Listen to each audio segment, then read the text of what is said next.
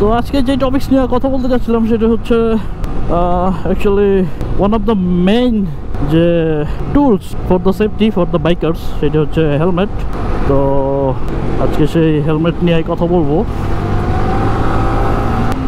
আজকে টেম্পারেচার একটু কম, যার জন্য একটু সাহস করলাম ক্যামেরাটা অন করার। একজন ভার্সন 3 রাইডার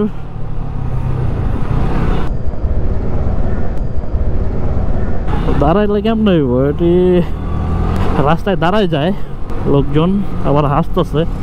হাসিটা সুন্দর ছিল আপুর।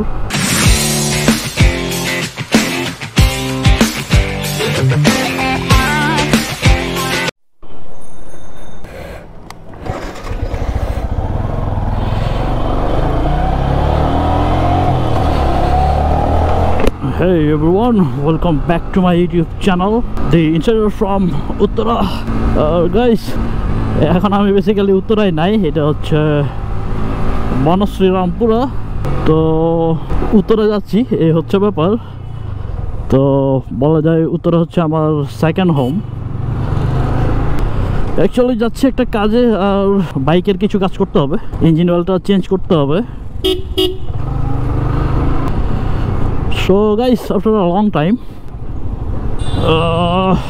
recently আসলে ব্লগ করা হয় নাই, তো ভাবলাম যে গ্যাপ হয়ে যাইতেছে, তার থেকে টুকটাক কিছু ব্লগ শ্যুট করা যায়, এই হচ্ছে ব্যাপার। আর আজকে হচ্ছে ফ্রাইডে, অফ ডে ছিল আমার আজকে। তো চলেন কোনো একটা টপিক্সে কথা বলা যায়, এই হচ্ছে ব্যাপার। আর গাইস অ্যাকচুয়ালি টেম্পারেচারের কারণে অনেকদিন আসলে ব্লগ করি নাই, এটা একটা ব্যাপার। আর এটা হচ্ছে সেই বিখ্যাত রামপুরার যে ইউলুপ। তো গাইস আজকে বলি আমার আসলে কিছু কাজ আছে, বাইকে ইঞ্জিন অয়েলটা চেঞ্জ করতে হবে। শালা কি করলো এটি? অনেকগুলা ডিজেলের ট্রাক, এরা নিজেরা পারাপারি করতেছে। সো এই রিক্স না নেওয়াটাই বেটার। শালার পোতেরা কি করে এটি? পুরা রাস্তা এরা দখল করে ফেলছে। তো ঘটনা হইতেছে, দেখেন ট্রাক ড্রাইভাররা কি পরিমাণ উগ্র। এটা সিগন্যাল দিছে বাইরে যাইব, কিন্তু মানে এদের তো কোনো কি বলবো, কোনো ইন্ডিকেটর নাই, কিছু নাই, এরা যেমন মন চায় তেমনি চালায়। যাই হোক গাইস, অ্যাকচুয়ালি টপিকস সেটা না। আসলে লং টাইম উত্তরের দিকে যাচ্ছি, আর আমাদের নোবেল আছে ওইদিকে, আজকে মেবি তার ডিউটি পড়ছে, তো নোবেলের সাথেও দেখা হবে। তো ইঞ্জিন অয়েলটা ড্রেন দিব, অনেকদিন হয়ে গেছে ইঞ্জিন অয়েল আসলে ড্রেন দেই নাই।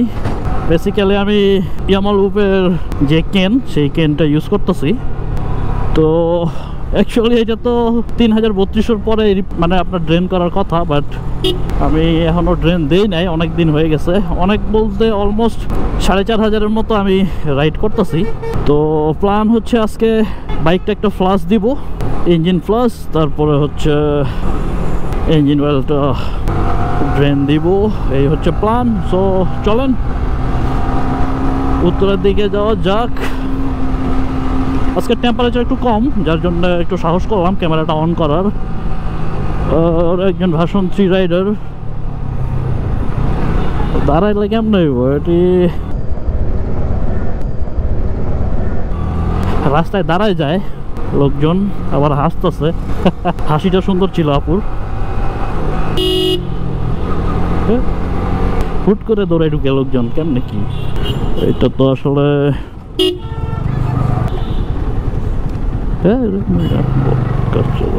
কই যাইব এটি, বাই নিয়ে ব্যাগে নিয়ে কই যাই। ফ্রাইডে মোস্ট প্রবাবলি নামাজটা শেষ হয়েছে মাত্র, যার জন্যে লোকজনের একটু ক্রাউড মনে হচ্ছে। আস্তে ধীরে যাই, এত তাড়াহুড়া না করি, কারণ লোকাল বাসের একটা তামসা থাকে এই জায়গায়। চলো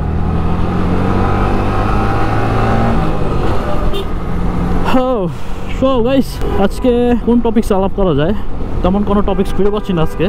সামনে একটা ব্রেক নিতে হবে, টাকা তুলতে হবে বুথ থেকে। তো গাইস আজকে বেসিক্যালি হেলমেট নিয়ে কথা বলি। তো শালা সামনে ফুট ওভারব্রিজ, লোকজন পার হইতেছে রাস্তায়, কেমনে কি? যাই হোক, বাঙালিরা আর মানুষ করা যাইব না, ব্রিটিশরা যেখানে করতে পারে নাই তাহলে আর কেউ পারবে না, ওই লাভ নাই। তো সামনে একটা বুথ আছে গাইস, সেইখানে দাঁড়ায়া কিছু ব্যালেন্স উইথড্র করে তারপরে উত্তরের দিকে রওনা দিব। ভাই চাপ দিয়ে দেই, এইখানে সিটি ব্যাংকের একটা বুথ আছে। ওকে গাইস, তাহলে ব্যালেন্স কিছু উইথড্র করি তারপরে আবার আসতেছি।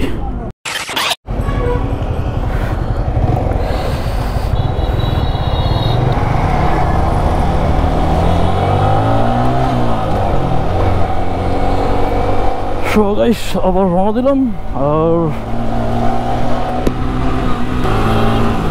ফ্রাইডেতে অ্যাকচুয়ালি লোকজনের মুভমেন্ট থাকে খুবই রিল্যাক্সিং, কেন ডানে পায়ে খুব কমই কেয়ার করা লোকজন। যাই হোক গাইস, ব্যাপার না। তো আজকে যে টপিক্স নিয়ে কথা বলতে চাচ্ছিলাম সেটা হচ্ছে actually one of the main যে tools for the safety for the bikers, সেটা হচ্ছে হেলমেট। তো আজকে সেই হেলমেট নিয়ে কথা বলবো। তো আমি তো বেসিক্যালি কয়েকদিন আগে একটা নতুন হেলমেট পারচেস করলাম, সেটা হচ্ছে এইচজেসির R511। কি করতেছে, কই যাইবো এডি? বোকা। তো ঘটনা হচ্ছে এইচজেসির R511 যেটা হচ্ছে আপনার এলিয়েন গ্রাফিক্স। তো এটা তো ইউজ করতেছি মোটামুটি রেগুলারই। অ্যাকচুয়ালি যেটা হয়, প্রিমিয়াম সেগমেন্টের হেলমেট একবার পরলে পরে আসলে আর রেগুলার সেগমেন্টের হেলমেট তেমন একটা ভালো লাগে না। এটা খুবই স্বাভাবিক, বিকজ প্রিমিয়াম সেগমেন্টের হেলমেটের আসলে আপনার ওয়েট ডিস্ট্রিবিউশন, তারপর হচ্ছে আপনার ওভারঅল কমফোর্টনেস সব কিছুই মাছ বেটার থাকে। সেই জন্যই আসলে দেখা যায় যে এরপরে আর রেগুলার হেলমেট তেমন একটা ভালো লাগে না। হ্যাঁ বেটা যা, রাস্তা পুরো ব্যারিকেড দিয়ে দিল। কোনো ব্যাপার না গাইস, সামনে তো মনে হচ্ছে একটা জটলা দেখতেছি। তো আমার বেসিক্যালি এখন 5টা হেলমেট, একটা হেলমেটটা আমি পরি না বললেই চলে, স্টারের একটা আছে। তো ওইটা বেসিক্যালি পিলিয়ন হেলমেট হিসেবে আমি নিয়েছিলাম, মাঝে মাঝে আমি পিলিয়ন হিসেবে বাইকে উঠতাম, তো সেই জন্য ওইটা নিয়েছিলাম। তো সেটা তেমন পড়া হইতেছে না। সো গাইস সেখানে ব্যাপক জ্যাম পড়ছে, সো একটু পরে আসি তাহলে, সামনে গিয়ে আবার আসতেছি।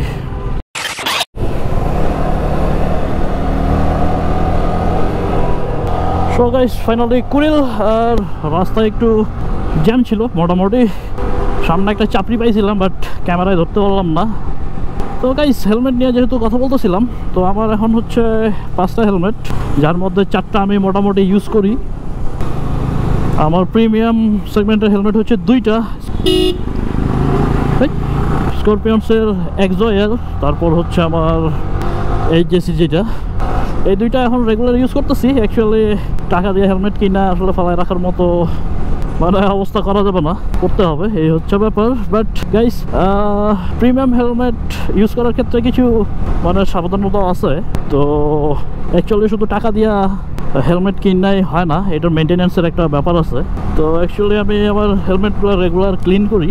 আমি হেলমেট বেশি রাখছি এই কারণেই, কারণ রেগুলার অফিস করতে হয় আর হেলমেট পরতে হয়। সো আমি ট্রাই করি এক এক দিন এক একটা হেলমেট পরতে, বিকজ যে ওয়েদার ঢাকা শহরের, এই ওয়েদারে আসলে একটা হেলমেট বারবার পরা যায় না, প্রচণ্ড পরিমাণে ঘামে, প্যাডিং ট্যাডিং ভিজে থাকে। তো এটা আসলে হেলথের জন্য খুবই কি বলে হার্মফুল আমি মনে করি আর কি, বিকজ আমার হচ্ছে অ্যালার্জিক কিছু প্রবলেম আছে। তো যার জন্য আমি ট্রাই করি অলওয়েজ সেভাবে মেনটেন করতে। আর আমি হেলমেটটা রেগুলার ওয়াশ করি, সেটা হচ্ছে ফোম দিয়ে ক্লিন করি, ফোম ক্লিনার যেটা, ফ্ল্যামিঙ্গোর ফোম ক্লিনারটা ইউজ করি। আর হচ্ছে যে ড্যাক্সবোর্ড পলিশ থাকে। তো আর ভাইজার তো বেসিক্যালি মাঝে মাঝে দেখা যায় যে শ্যাম্পু দিয়েও ক্লিন করে ফেলি, তারপর হচ্ছে আপনার মাঝে মাঝে হ্যান্ড ওয়াশ দিয়েও ক্লিন করে ফেলি। অ্যাকচুয়ালি ভাইজারে তেমন ঝামেলা করে না, ভাইজার হচ্ছে আপনার জাস্ট মোটামুটি ডাস্ট রিমুভার টাইপের কোনো কিছু দিয়ে রিমুভ করলেই চলে। আর আফটার আ লং টাইম উত্তরের দিকে সামনে একজন FZS রাইডার।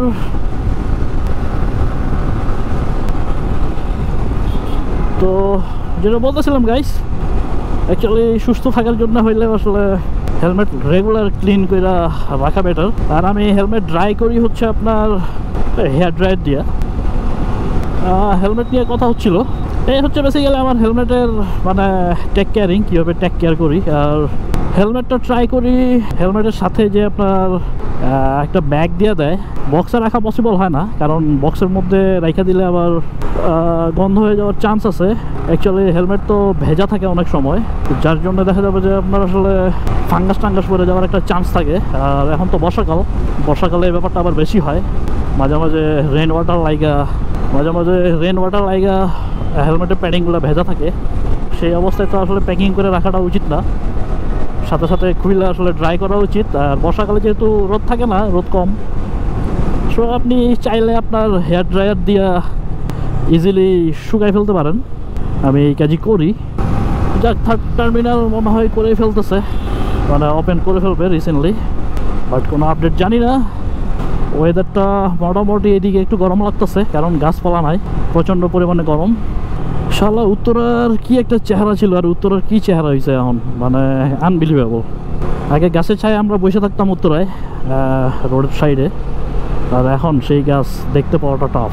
দেখেন কোনো গাছপালা কোথাও নাই, এই হচ্ছে অবস্থা।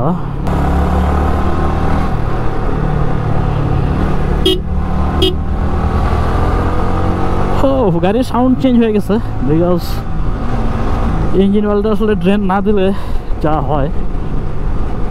তো অ্যাকচুয়ালি টাইমিংটা হচ্ছিল না, যার জন্য আসলে ইঞ্জিন অয়েলটা ড্রেন দেওয়া হয় নাই। আর অথেন্টিক ইঞ্জিন অয়েল আপনার যেখানে পাওয়া যায় সেখানে ছাড়া আসলে ইঞ্জিন অয়েল কেনাটা উচিত না।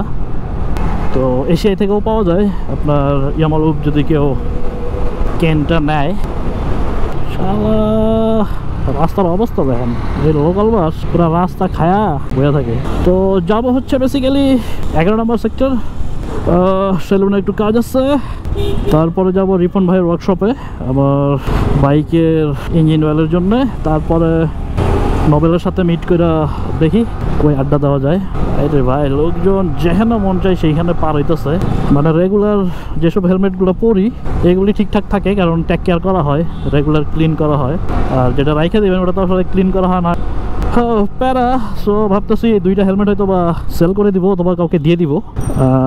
মোটামুটি দুইটা হেলমেট আমার প্রিমিয়াম থাকবে, আর একটা অ্যাভারেজ, যেটা বৃষ্টি হলে হয়তো বা আমি পরবো সেটা। 11 নম্বর সেক্টরের মশুরি মেডিকেলের সামনে দিয়ে যাব, তুষার সেলুন যেটা, সেইখানে। অ্যাকচুয়ালি আমি উত্তরাতে এসেই সেলুনের কাজগুলো করি, কারণ রামপুরা বনশ্রীতে আসলে ওইভাবে চিনি না, ভালো কোনো সেলুন আমার পরিচিত নাই, যার জন্য ওইদিকে কাজ টাজ করায় না। উত্তরাতে তো কাজ থাকেই, বাইকের কাজ, যার জন্য উত্তরাতেই আসি।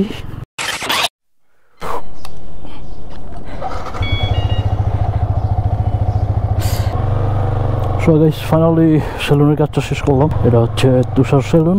এই মামা থাকেন তো, এখন রওনা দিয়ে দেই রিপন ভাইয়ের ওয়ার্কশপে। আর এটা হচ্ছে 11 নম্বর সেক্টরের মনসুর মেডিকেলের যে রোড, সেই রোড বলতে পারেন আপনারা। লং টাইম এদিকে আসলাম, লং টাইম বলতে লাস্ট মান্থে আসছিলাম। এই হচ্ছে অবস্থা। আর এই সেই মানে পরিচিত রোড, ইচ অ্যান্ড এভরিডে এইসব রোডেই আড্ডা দিতাম। হোপফুলি আবার ব্যাক করবো এইদিকে উত্তরায়। অ্যাকচুয়ালি নেক্সট মান্থে বাসা দেখা স্টার্ট করব, সেপ্টেম্বরের দিকে হয়তো বা উত্তরা আমি আবার ব্যাক করব, এই ধরনের একটা প্ল্যান আছে।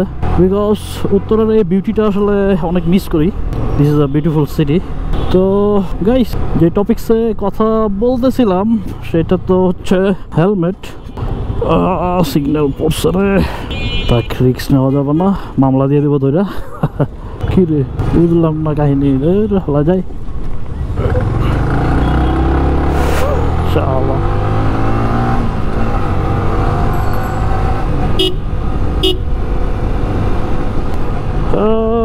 যাই হোক গাইস, ছোটোখাটো মিস্টেক মাঝে মাঝে হয়ে যায় তাড়াহুড়া করতে গিয়া। তো বেশি তাড়াহুড়া করা যাবে না। আর রিপন ভাইয়ের workshop most probably FI motors হচ্ছে এখন 14 নম্বর সেক্টরে। তো দেখি যাই নাই ওই শপে, দেখি ঘুরে আসি। আর হেলমেট তো অবভিয়াসলি একটা ইম্পর্টেন্ট একটা জিনিস, যতই বা আপনার আমার আশেপাশে অনেকেই আছে যারা এই হেলমেটটাকে আসলে ওইভাবে পাত্তা দেয় না, এটাকে অনেক আন্ডারস্টিমেট করে। তো থ্যাঙ্কস গড যে মানে একাধিক হেলমেট রাখতে পারছি। আর আরেকটা মজার ব্যাপার হইতেছে, আমি এখন পর্যন্ত 2বার বাইক ক্র্যাশ করছি, একবার জিক্সারে আর এইটাতেও একবার। তো 2বারই হেলমেট পরা ছিল, বাট কাহিনী হইতেছে বাইক ক্র্যাশ করার পরে আসলে কখনোই হেলমেটে বাড়ি টাড়ি লাগে নাই বা কোনো স্পট পরে নাই। বাট তারপরেও হেলমেটটা যে কী পরিমাণ ইম্পর্টেন্ট একটা জিনিস এটা এইখান থেকেই বোঝা যায়। তো গাইস আমি বাইক চলে যাই, দেখি রিপন ভাইয়ের ওয়ার্কশপটা পাই কিনা। তো আজকের ব্লগটা খুব বেশি বড় করব না। রিপন ভাইয়ের ওয়ার্কশপ হচ্ছে মোস্ট প্রবাবলি 12 নম্বর রোডে, 12 না 13 কিছুই বুঝতেছি না। আস্তে ধীরে যেতে হবে। দেখি শুনলাম এদিকেও আপনার গ্রিন মোটরসের শোরুমটা করছে। তো এই যে এখানে হচ্ছে এশিয়ায়, আর মোস্ট প্রবাবলি বাইরে হচ্ছে এই যে এখানে রিপন ভাইয়ের ওয়ার্কশপ। সো এশিয়ায় কি খোলা থাকে ফ্রাইডে জানি না। সো গাইস আজকের ব্লগটা এখানে শেষ করতেছি, দেখা হবে নতুন কোনো ব্লগে। This is insider from Uttara. এই হচ্ছে রিপন ভাইয়ের ওয়ার্কশপ নতুনটা। তো দেখি আজকে একটু ইঞ্জিনটা ফ্লাশ দিয়া তারপরে বাসার দিকে ব্যাক করব, এই হচ্ছে অবস্থা। ঠিক আছে গাড়িটা চাপাই ফেলি। সো গাইস ঠিক আছে, দেখা হবে নতুন কোনো ব্লগে। Until then tata, bye bye, God bless.